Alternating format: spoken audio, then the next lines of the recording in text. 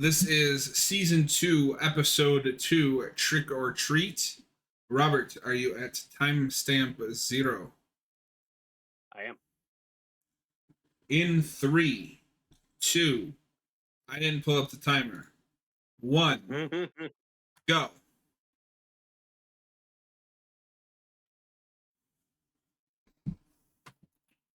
Sylvia Cruz, welcome in. Gaming, I'm waiting for the new season. We all are. That's why we're doing these in advance. We've also got plenty of time. Yeah. Well, we just had some free time, so we're doing this now. It'll probably be a while before we get to 3. Unfortunately, because that's the best season. So this is our recap or explanation of what happened with 11. Like, I guess this makes sense. Oh, she's just in the Upside Down. Yeah. It's that tricky thing of you had this really emotional sacrifice with her, and then you tease that scene with Hopper and the waffles, like, 11 might be coming back, and she's kind of the face of the show. So it would have been weird to keep the show going and not bring her back. It's one of those things I'll forever be kind of 50-50 on. But there is a lot of stuff with her I like. And I think just retroactively, you do really need her. Fine with her just ending up in the Upside Down. I think maybe this is where she should have started, and then they realize she's in the Upside Down and have to go rescue her. Maybe. Then it risks being a little too repeat of what happened with Will in season 1. That's true. I don't know. Gaming YouTube, who's your favorite person? I am my own favorite person. Oh, you mean in the show? Steve. Steve's great. Hopper might be my favorite. There's a few characters I really like. I'm watching this on my OLED, and the reds are just crisp. The color's so good. And already, though, we have kind of shifted the aesthetic of the Upside Down. We're doing a lot more green screen, not as much physical props. I like how bright the vibrant the color is. That's really cool. But there is this grit to season 1 that we never really get back to because it's a cheaper show. Because they have to shoot everything in camera and do almost everything practically. So already we're seeing the aesthetic shift a little. I will meet you in the middle with her. Maybe it's not, don't make it about rescuing her, but it takes her some time to figure out a way out. Sure. My problem with it is it hurts retroactively, the ending of 1 with Hopper leaving the waffles, where it's like, oh, he just did that on a guess, just on a whim, and then coincidentally she comes across it. That all feels very contrived or easy.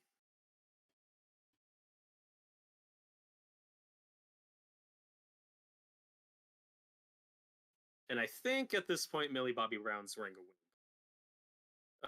It kind of looks like or a cat's up hide her head. Yeah, I don't think she shaves her head again after season 1. I mean, fair enough.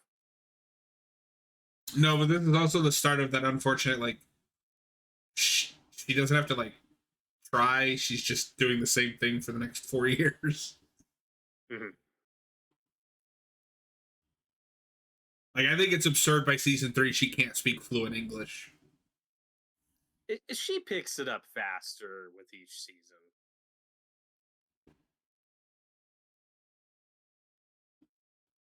I buy that she would still talk awkwardly. Maybe to other people, but I don't buy it around Mike and them.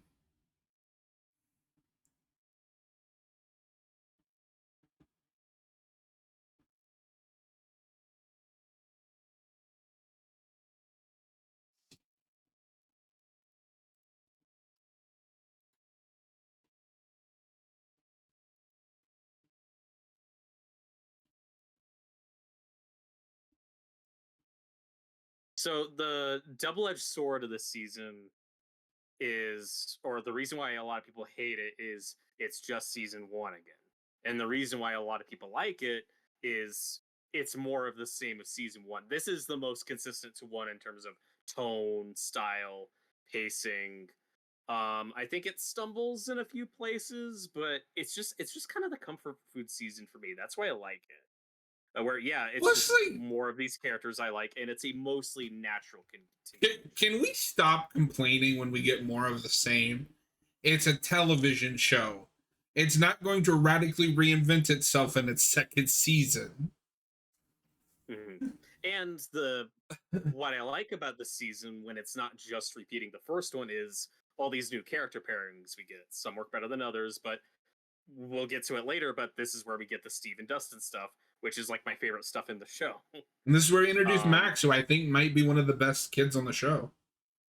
I like Max a lot. And another thing I wanted to mention with Max earlier is it's nice just to have another girl part of the kid group who is like a normal kid at the start, because Eleven's a very specific, unique character with her own level of trauma and unusual childhood. I like that Max, to a degree, is like just normal kid.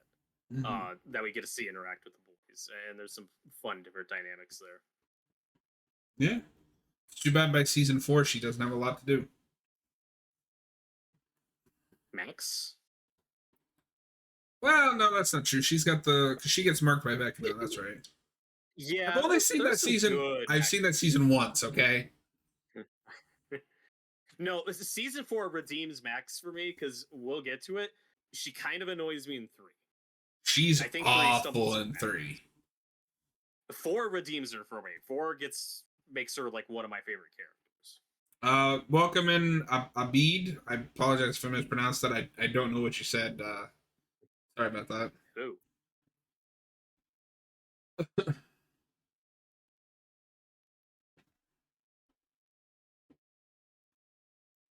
Yeah, I don't know if you know this, but this was created by the Duffer Brothers. Oh, I see. Check. And this is where I really like this episode. It's the Halloween episode. It does all the fun Halloween stuff you want. They got special thanks on the Fear Street trilogy? Why? The Duffers? Yeah. They may have like been executive producers on it. I mean, but they're not credited as executive directors. Just special thanks. Maybe they were creative. They probably have you seen those? I like them more than anyone I talked to. I love the first 2. The third one is. I like a lot of the third one, not all of it. I just think going to the Witch was a. Okay, well, I watched Stranger Things 3 times, so I'll leave. Well, I mean, if you don't want to stick around, that's fair, but we'd love to have you stick around. Yeah, but this is not a blind watch. We've seen the show before. What was I? Shit. Oh, I don't know why you'd go to The Witch for your third film. Like, go to another slasher. That never bothered me. I don't know. Those will be fun commentaries to do. But Fear Street 78 is a lot of fun. And, it's the best one. Sadie Sink's great in it. The only thing that hurts it is I love it when it comes out and then it kind of gets eclipsed by X or the X trilogy, because like everything that movie does well, the X trilogy does do better.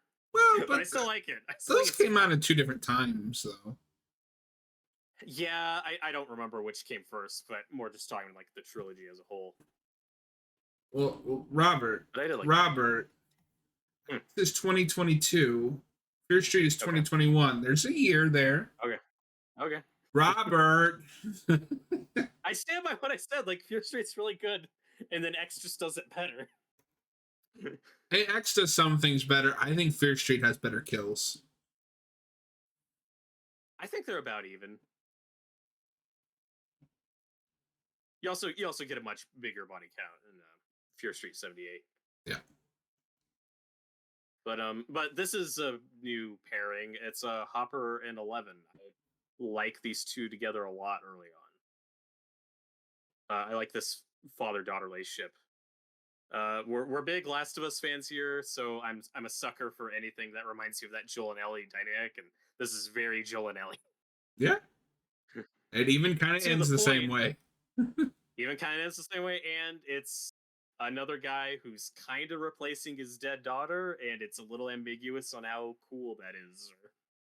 I think it works better here because, like, he's not forcing her into that role. It's just like she has nowhere to go, and Yeah, but he becomes pretty controlling pretty quickly, Yeah. and But to be fair, he does. people are after her. Right. And again, it's like what you were saying earlier. There are some communication issues. Who are you gonna Um, call? the nerds. Oh. That is more impressive than anything I ever had as a Halloween costume as a kid. I do not believe that a 10-year-old drew that. I disagree. They established before that he's a good artist, and some kids are pretty Yeah, gifted. but that looks professionally drawn. I don't know. If he could draw that, then he is a prodigy and should start selling drawings. Prodigy is a bit. I think that's a little extreme. There's some really good artists out there.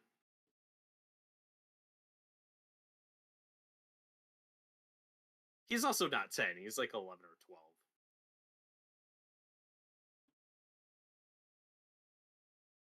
12. This is also the introduction of Erica, who this might be blasphemy. I think you could left her out. I like her when she's used sparingly. She gets some funny stuff in 3. I think they use her way too much. She has one of the best interactions in 3 though with Steve, where she's like, she gets a couple someone, where she's like, I'm like gonna be late for so's party. He's like, I don't care about. Oh, it's Tina's party. I think when the Erica stuff starts to bother me is more in the back half of the season where it's like, okay, she should start to be freaking out or a little more concerned for her safety. She always acts like she's in a kid's cartoon. And that works up to a point, but it does stretch credibility after a while. And I love this debate with the kids of like which Ghostbuster. What's wrong with Winston? I disagree with Lucas. I like Winston. But I do buy this. Like, this is a kid argument. Like, no, I wanted to be Venkman. It was until the race thing came up. Yeah. I don't buy for a second that a kid would care that a character is black if they wanted to dress up as them. Oh, I disagree, especially in the 80s. But also, Venkman, like, he's the most popular character. It makes sense that two of them would. I have been in this situation. This is one of my like childhood fears. Like, I love dressing up for Halloween, but at a certain point, I just stopped dressing up going to school because of this paranoia of I don't want to go there and no one dress. That starts because it's not a thing that happened to me. It's not something I went through, but the paranoia was real. Yeah, I mean, I guess I should say I haven't actually had that happen to me, but I had the same thing. Like, I went to school one year as Ron Weasley, and I was terrified I was going to be the only one dressed up. I don't know where that starts. like, it's whenever the anxiety sets in, I guess. Yeah.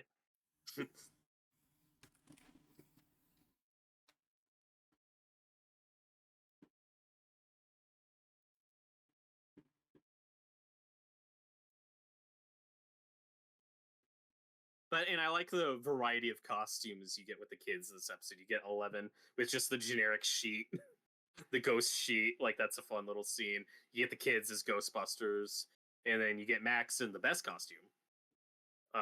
Like I said, I just love all the attention to detail and costumes and props in this one. Wait, who was Max dressed up as? You'll see. Oh, sorry. I thought you meant from that scene. I was like, why didn't see her dressed up?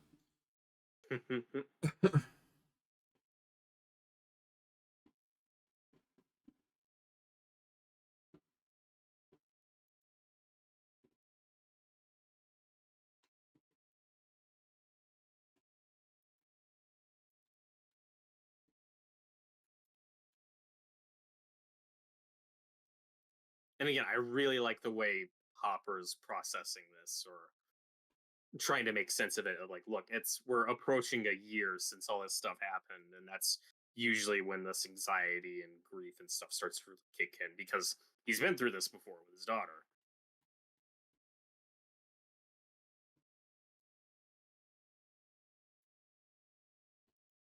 Are you shocked by how much smoking we get in the show? No. It feels authentically 80s, but it's something we see considerably less of now. I in mean, movies and even shows. in this show, they as it goes on, they water it down. That's true. Like Steve smokes once in the like the what fourth or fifth episode of season 1, and then you never see it again. To be fair, you could justify that as, well, that was him just trying to fit in with that friend group. See, he's not a smoker. It's just something he tries when he's with that group. And by season 4, I don't think even Hopper, like, because Hopper's not smoking in season 4. Yeah, well, he is in a Russian prison, so. But that's what I mean. It's like I think they slowly phase that out. Mm-hmm.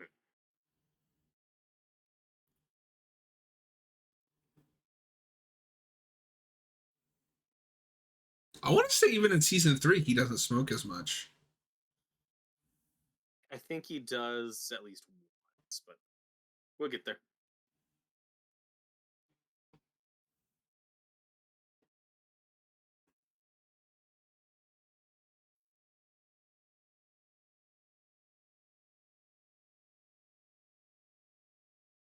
I like this stuff where these characters are way in over their head, but they're not dumb. This feels like how they'd go about trying to control this.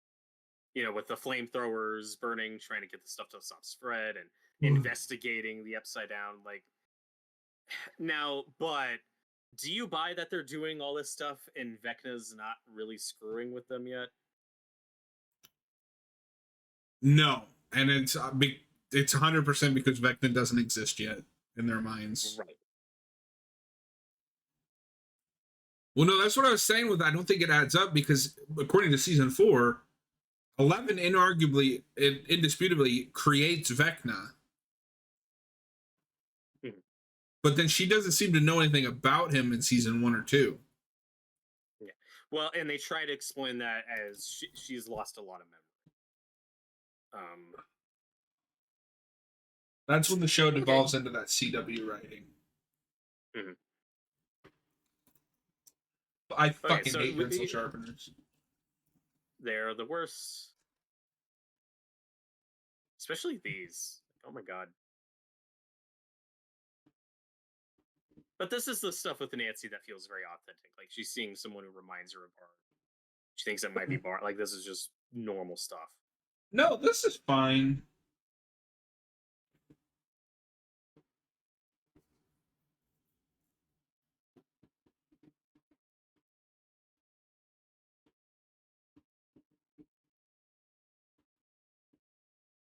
Okay, it's right here.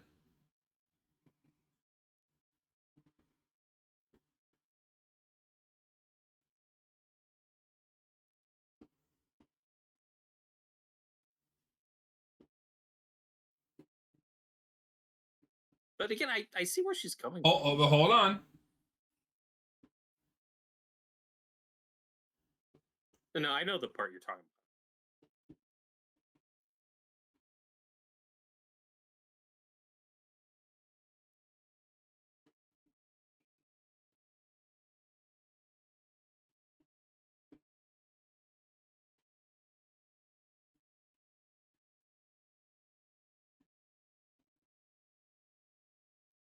Yeah, I see where both of them are coming from. The problem is, she will throw a hissy fit and run off with Jonathan, who will do whatever she wants. I don't think her lashing out at Steve is unbelievable. I don't need characters to make likable decisions 100% of the time. It's not just that, it's the fact that the only follow-up we get is that he just says forgives her without any discussion about it. Like, the show thinks that he's in the wrong, and I have a problem with that. That's fair. And especially in season 4, where he's like, thanks her for what she does here. That rubbed me the wrong way. But I still think even in this scene, though, like, they're not painting him like, oh, he's being dumb. It's like, no, he's still genuine. The problem is, I think retroactively they have decided that he was the only one in the wrong the entire time.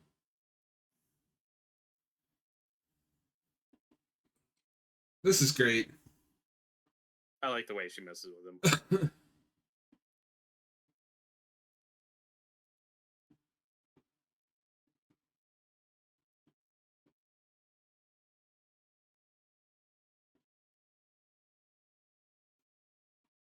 Well, how can you hate Dustin? He's just so like pure, and he just wants to talk about He's this. great. No, okay.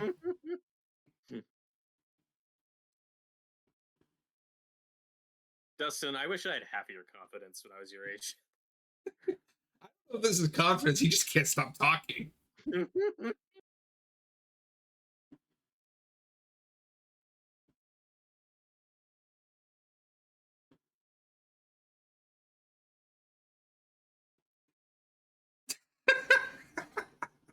God damn it, But, Dustin. and like I said, all this stuff with the kids, I totally buy. Mike's gonna be a little mean and annoying later, but I get where he's coming from because these two did just invite her to their party without consulting him. That's breaking friend group code. Like I just buy all this interpersonal drama without being too overblown or annoying. I buy it It because just feels they're authentic. kids, but it also he does come off as like a double standard. Yeah. Remember the Terminator? The Terminator. Hey, turn it back.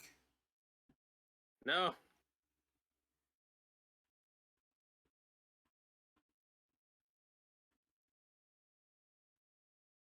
This No. is a trope I really enjoy and I wish they did more with.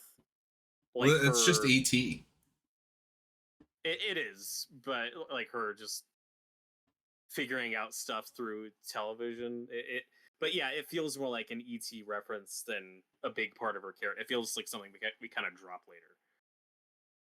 Well, but to be fair, she's not isolated later, so she doesn't need to go back to this. Mm-hmm.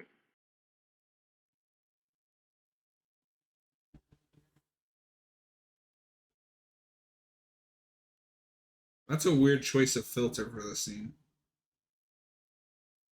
It's the snow. Ha!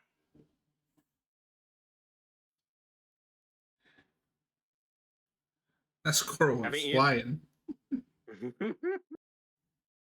And this is the stuff that's a little sloppy. Like, all right, so she's on her own for weeks, and then just stumbles across Hopper, who happens to be leaving waffles out for her. Like, it's all very. Oh, this was not written out ahead of time. Okay, like we start it's like we start the season with, ooh, Hopper has 11 and he's keeping her being alive a secret. That's really interesting. And then we have to backtrack and try to make that work. This is giving me strong David and Ellie vibes. Yeah. Except I don't know if this guy's that bad.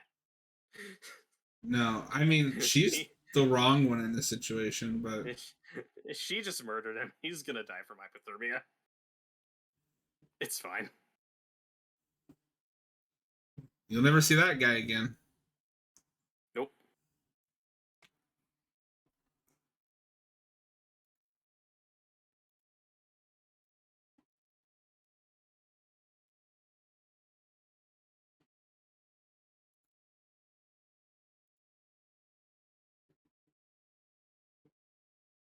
And I like this subplot with the pumpkins and how Hopper starts to figure out like, oh, okay, there's something going on.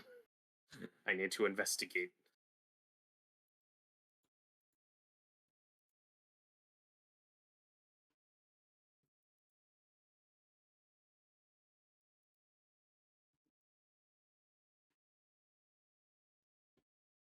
And back to a point you made earlier, though, about how the final season could potentially tank the show.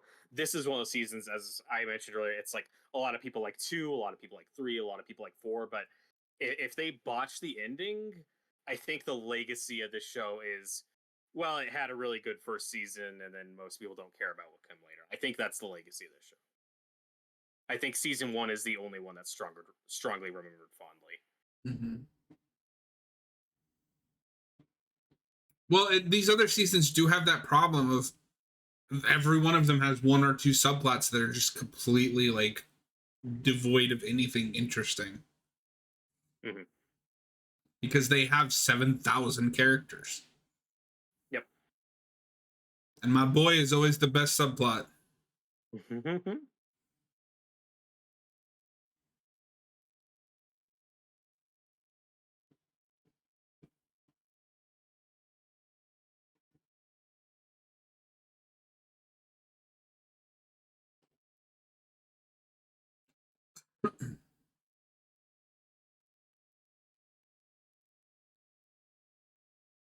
And like I said, I think Billy's a little over the top, but I like this actor a lot. And I mean, there are a lot of toxic sibling relationships like this. You know, like this does happen to some extent.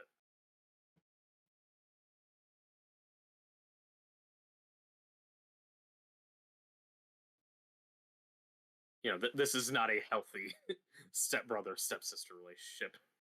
Yeah.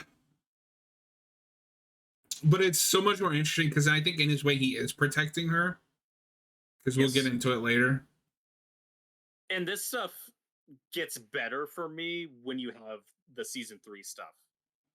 I think that stuff improves the season. Once you finally get a picture of, okay, this is why he is the way he is. It doesn't redeem or justify all of his actions or behavior. It just helps you understand the person. It makes him. No, it's funny when people get mad if you like Billy because a lot of people claim he's racist. He's a bad guy. Right. He is our most racist coded character, which again is like, yeah, he's a villain. He's gonna be Steve's villain at the end of the season. No, I've always read he is the shadow version of Steve. Like this is who Steve could have become. Yes. And also, what he has that Steve didn't have is a tragic backstory. Steve's just like has a distant father, but you know he's always grown up in the same place. He hasn't had like the serious family tragedy. He wasn't abandoned by anyone. You know, he's just kind of a normal, chill guy who's going down the wrong path and then gets back on the right one. And that's why we love Steve. Yeah. This kid's great. I like this cowboy kid. Pumpkins are so gross.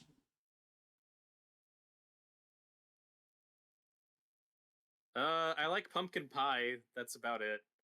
And some types of pumpkin cookies. I've never had pumpkin cookies. I don't like pumpkin pie. And even as a kid, I hated making jack-o'-lanterns. I could not deal with scraping out that orange gunk. I tried it once, wasn't very good at it, and then was like, okay, this isn't for me. I wouldn't mind trying pumpkin cookies to see how they taste. Yeah, but I'm not a big pie guy. I like maybe one kind of pie. Yeah, it's like if it's available, I'll try some, but it's not something I go out of my way to make or get. The only one I like is like sugar cream pie and French silk pie. But I also don't like I don't like many vegetables cooked. Like I don't like cooked apples. I don't like cooked carrots. Oh, I like some different apple stuff. I can't deal with soft vegetables. I don't like soft bread either. If I'm making a sandwich, that son of a bitch better be toasted. So if I could point to one major flaw with this season that carries over several subplots, as you mentioned earlier, is characters not having conversations. Now, that's just a question. So Hopper is distracted because he's worried and investigating this pumpkin poisoning and thinking it might be connected to the upside down stuff. And he's going to be distracted and he's going to forget to be there for 11 for Halloween, and that's going to start their rift. Is it a problem that to you that after their major blowout we're going to get to in an episode or two, that he doesn't just come out and say, hey, I think the upside down is back, this is serious? Yes. Because at a certain point, I think he would. Once you're at the point of throwing things and yelling, I think that's when you say, hey, this might be upside down. Like, Okay, so I'm torn because I kind of think yes, but at the same time, it's 100% for in character for Hopper to lose his temper and not say that. So it could go either way, but I think it does lead into like they want to have big spectacle action, but they don't want to have any of the characters deal with it. Mhm. Which I think is why in season 4 the Billy episode with Max stands out so much because she actually gets to deal with it a little bit, whereas nobody else gets to deal with anything. Well, and again, to the season's credit, and why I like it more than you do, is most of this comes together for me in the finale. Hopper and 11 do get a couple really good scenes in the finale. And, you know, we'll get there when we get there, but there's a lot of stuff I love in the last couple episodes of the season. Oh god, it's happening. But hey, man, like we're 30 episodes. We're 30 episodes in. 30 episodes in, yeah. We are 30 minutes in, and there's one scene you have disliked so far, and this is the episode you hate, or one of the episodes you hate. So I'm just saying, It's 2/3 of it are good. Mm-hmm.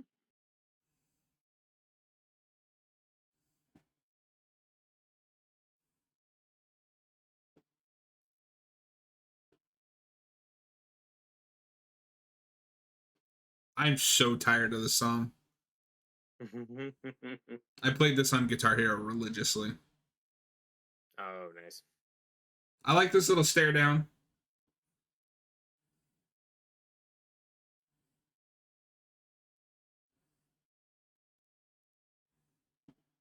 I still think making Billy like a high schooler is weird. Do you think we could have had a throwaway line about him being held back for a year or two? Because Do we he not? doesn't look 17. If there is, I don't remember it. Yeah, I mean, it wouldn't have hurt. It's one of those things where See, this is why this is where it starts irritating me. She's only drinking like this to piss him off. Right, but I don't think the show is entirely on her side in this scene. I think the show is framing this I think by the end of this season it is.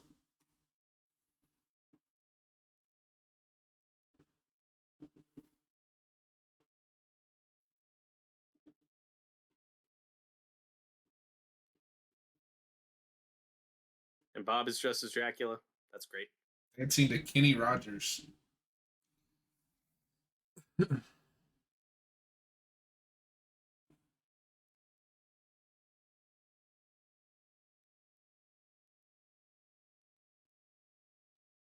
But earlier we were talking about costumes. When I'm growing up, my mom is making some of my Halloween costumes for me. I had a couple pretty good ones. I was Harry Potter one year, and like she made my cloak for me and like hand sewed the patch on. It looked pretty good, but it was good. But that was like the last one because I do remember the anxiety of like, oh shit, is no one else gonna be dressed up? So I think that was like the last one I did at school. I remember the year I dressed up as Ron, I actually ended up reusing the robes from my Darth Maul costume. Oh, cool! That's fun. So the first one that I was super anxious about is kindergarten. I really wanted to be a Power Ranger. You know, it's the 90s. Power Rangers is the biggest thing ever. They only had one left. It was the Yellow Ranger. Oh. I mean, that's not the worst option, but it is when you're like in 6. When you're like 6. Correct me if I'm wrong. Is the Yellow Ranger the one that's originally a dude, but then pretends they pretend is a girl? Yes. And reshoots some stuff for the American translation. Yeah, so in the Japanese Sentai, it is a guy, but in Mighty Morphin, it's a woman who is great, and I'm sad she never got to have the career she deserved. I don't know if you know this about this, but she passed in 01. Oh, yeah. Like, I'm sure I've heard about it. Yeah, just tragic.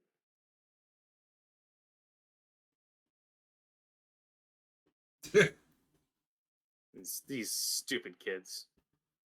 These rotten children. But in Musketeers isn't bad.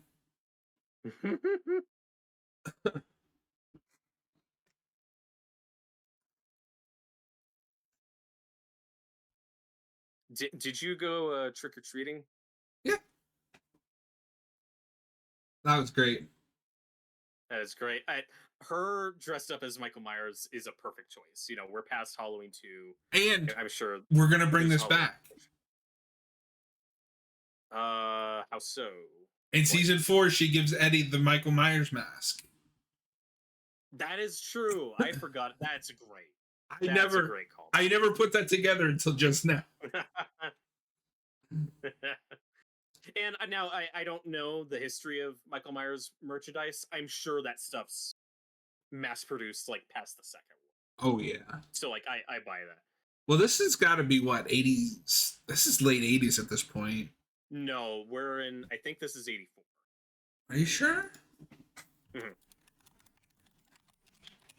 Double check, but I think we're in fall of 83 in season 1, and then we jump a year and we're fall 84. That's why we make a big You're deal right. about It the is fall of Ghostbusters. 84. Oh, yeah. So, well, but even That's why then, we would have been on Halloween 4 or 5 at this point. No, those aren't until the late 80s. Halloween goes on that the film series. That's on hiatus for like a lot of the 80s. Because 3 comes out and people don't like it, and then they just don't make a Halloween movie for like 5 years. Oh yeah, you're right. This would have been post Halloween 3. Hmm.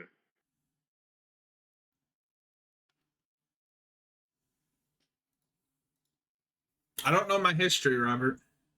But like what I was saying was that's why I make a big deal about the Ghostbuster stuff, because that is the summer of this year. So of course they want to be Ghostbusters Yeah. for Halloween.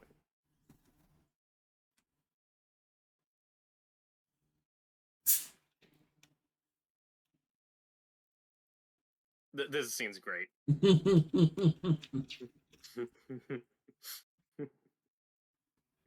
And then the kids' parents witness this exchange and tell Hopper to get the fuck off their property. This looks really bad out of context. I love that she's watching Frankenstein. That's a great choice.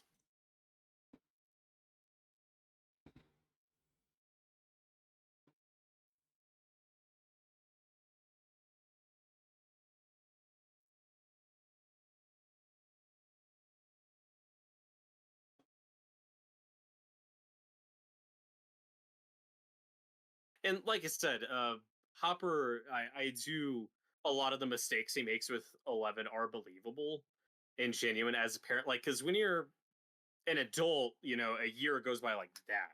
A Mm-hmm. year is nothing. It just flies by. When you're a kid, she feels like she's been in isolation again for forever. So her frustration is palpable and genuine. And that stuff works. But at a certain point, I would think, and we'll get to it, that Hopper would say, look, I think it has something to do with the Upside Down. Like, this is serious. Like, I'm not just being a mean dad. There are bigger things going on. I wish they had that conversation at some point, but they can't because we need her to run away. So, it's something I'm very torn on. I mean, in the context of what ended up happening, I wish they just had the conversation. Yeah. I love this song.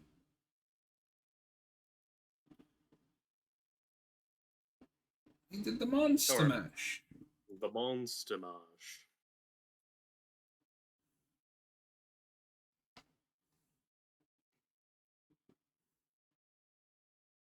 I think they could have fumbled the ball so hard with Max this season. They could have had her be a jerk for so long. But I like that we're already like, nah, she likes these kids. She's having fun. She's just messing with them. Yeah. I like that we're already here.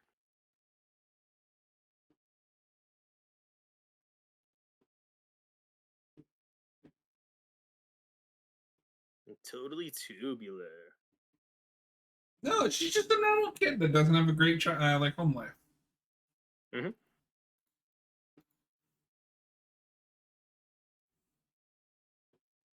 And I like this POV stuff with the camera.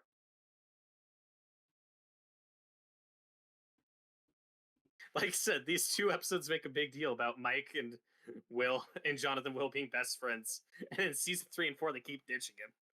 And it makes me angry.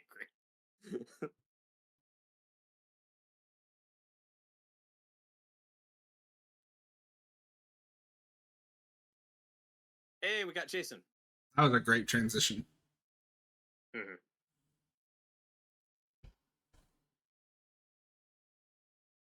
And this is also very Nightmare on Elm Street, right? Like falling into the dream world. These guys would do a decent Nightmare movie. I wouldn't complain. I'd be interested.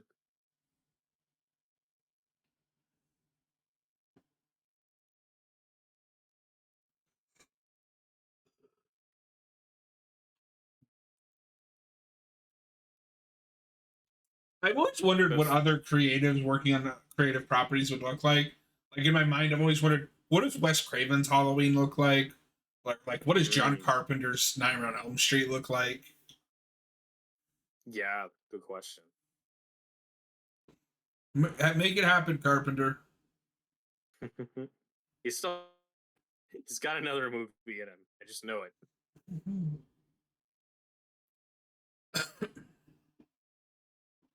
This is some of my favorite Mike stuff in the show, though. I like Mike's overprotectiveness of Will a lot. Yeah, this is gonna get me canceled. I wish it didn't lead to what it does lead with, like Will being kind of being in love with him and him being kind of oblivious. Like, couldn't they just be friends? I don't have an issue with that. I wish they had more conversations. Like, just introduce a new love interest for Will. That doesn't bother. We'll get into that in season 3 and 4, but that works for me. Go home, Jonathan. Hey, he's gonna take Nancy home because he's a good guy. I mean, I question that statement, but okay. I do think where there is one scene where this episode throws Steve under the bus, and it's coming up where they have him kind of overreact to Nancy, which I mean, like, fair enough. But then him storming out and leaving her there so that Jonathan can save the day and bring her home, that's a little forced. You think? She just said it was bullshit. I don't. But now I'm on your side. Like, I don't. Yeah. I don't buy Steve leaving her here. No, that's fair. Again, this is a very believable. I don't know, man. She's acting like a child. She is. She's also drunk, but like a lot of teenagers act like this, especially with stuff she's been through. Like, it's not that I don't buy it. So I hate this scene, but I also think this is some of Joe Keery's best acting in this season. He is going to look devastated here in a second.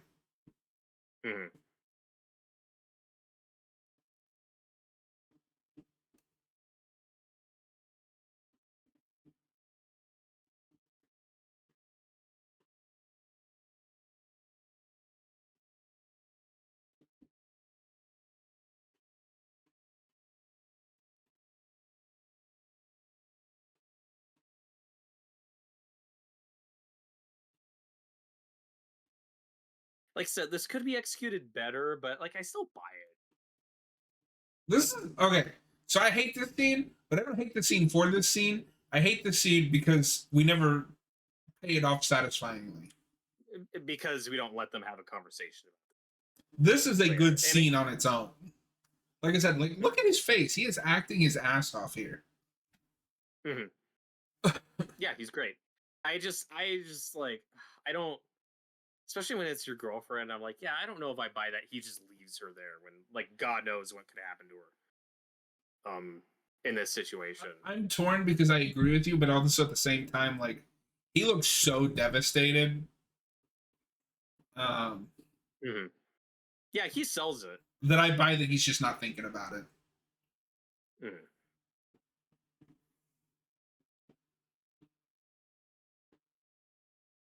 Mr. Goodbye.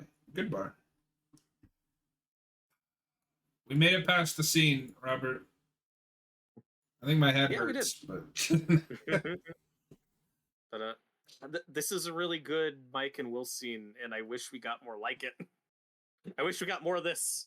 So the other reason that it's a problem is this is the last time those two are going to share any kind of significant screen time until season 4. Will and Mike. No, Steve and Nancy. I'm Steve and Nancy. Yeah. because they're not together. They don't interact for like 90% of season 3. Right. They interact a little bit at the end of season 2, but it's basically just him saying it's sorry and like, yeah, I guess we're broken up. Yeah, and it's I have so many issues with that scene. I wish there was. I'm cool with the Nancy Jonathan road trip and what they do for the Barb subplot because I like where it goes. I wish this wasn't our last Nancy and Steve interaction before that. That's what bothered me. I know you wouldn't like it, but I wish if we have to go there, I wish we had a proper breakup scene. I think I would have been more okay with it if they had properly broken up. Okay. Sorry, she cheats on him. She does. No. I'm not gonna argue with that. And Jonathan's a willing participant who knows that she's with someone else. You gotta do what you gotta do. For king of country, dude. Hey, bros before hoes. But okay, at least we're on the same page. Like that subplot works better if you just properly break them up before that and not just drunk and because I don't know if you remember this. He doesn't find out about it until the end of the season, and then he says it's okay, go ahead. Right. He gives the audience his blessing to be cool with it. It's like no. I think these first 2 seasons throw him under the bus. The only reason he's popular, he's in season 3 as much as he is because of this reaction in this season. But I still think this season, I think we only throw him under the bus in like a couple scenes, though. I get why that subplot bothers you, but then you get the Steve and Dustin stuff, which is like half the season, and that's the stuff that's great. So yeah, we throw him under the bus in a couple scenes, but most of what we get is so good that I can roll with it. Or it doesn't take the whole thing for me. No, you must strike with vengeance.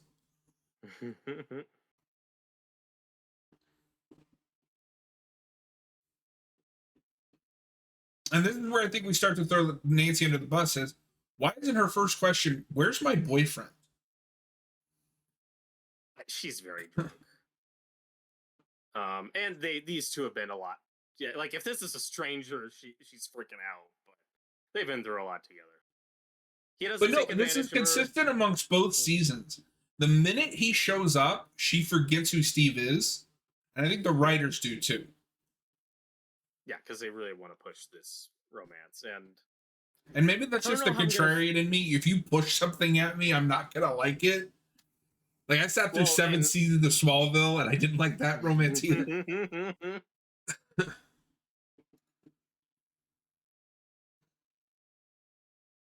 And that's why I hate it so much. Is I do think it devolves into CW level writing at points.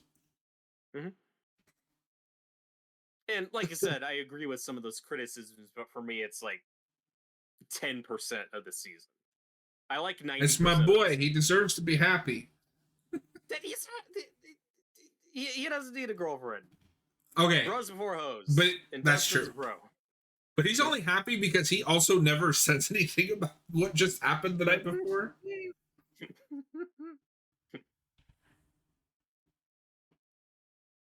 Because he and if you remember, he is the one that goes to initiate the apology, even though he didn't do anything wrong. But we can't have that scene, so Dustin has to be like, "Hey, come! I need your help with this lizard thing." Well, and to be fair, though, he did just leave her drunk at a party and ditch her. So yeah, that is something worth going to apologize for. That's true. But maybe, okay, and maybe I think, if you don't want to be left at a party, you don't act like a petulant child and start drinking because this is what you wanted. Again, but she's a teenager. She's going through I buy that stuff. I don't find I'm just being petty at this unrealistic. Point. and the thing is, I think Nancy is okay. She's better in some episodes than others. I do like the actress. She's just never been one of my favorite characters.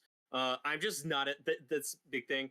I'm not as invested in the Nancy Steve romance as you are. Like, yeah, why I am. Like, I shouldn't be. Like, I care 100 times more about the older younger brother relationship with Steve and Dustin than I do Steve and Nancy. Like, I don't care. I don't know why I'm so invested in this relationship. Like, the show gives me nothing to work with. So I just want to make that clear. Like, it's very low stakes. Can we get to the Dustin stuff already? Like, but like I said, like 80% of this episode I really like.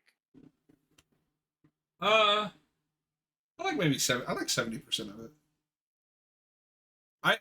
I'm forgiving it because they're kids, but I also don't need the she's ruining the party stuff with Mike. But again, I buy it. I mean, I said I bought it because they're kids. It doesn't mean I like it.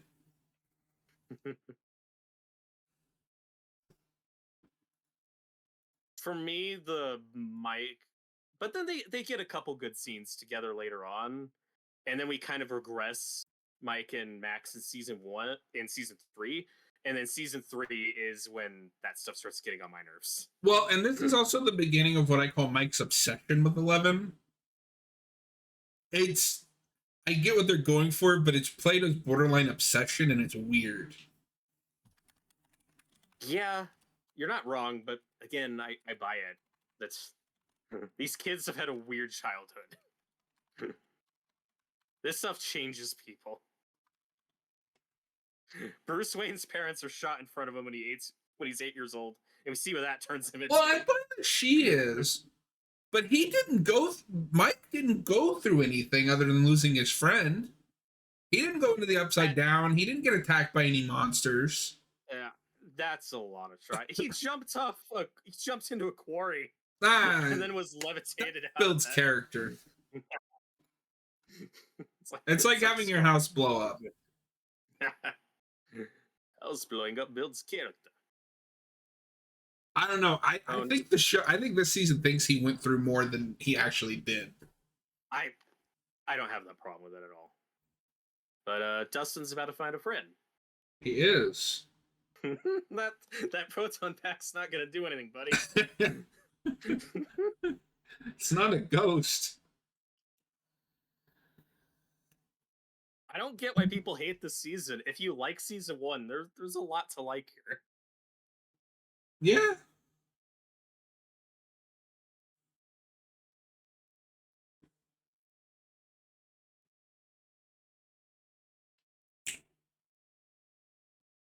Now I want to watch Ghostbusters. It's a good movie. Peak. The Pollywog. You ever feel like they just like throw